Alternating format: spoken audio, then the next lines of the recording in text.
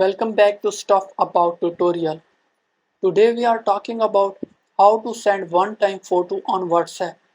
Why would you want to know how to send one-time photo on WhatsApp? Well, maybe it is your first time using WhatsApp and not sure how to send one-time photo on WhatsApp. So today I am going to show you how to send one-time photo on WhatsApp. Check video description and I will try to leave the written instructions. Sending one-time photo on WhatsApp is quite simple and the process is easy to do. First of all, open WhatsApp. Now you are seeing camera icon at the top. You can send one-time photo from there as well. If you are willing to send during a chat, it is also very easy. First of all, open a chat. Now you are seeing camera icon at the bottom right side. Click on it.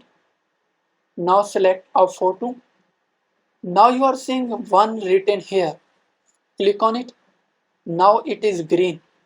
It means now if you will send it to anyone, they will just be able to open it once. Click on send icon. Your photo will be delivered. There you go. If you wanted to know how to send one-time photo on WhatsApp, that is the easiest way I know how. If you know another way, to leave a comment below. Be sure to subscribe for more videos.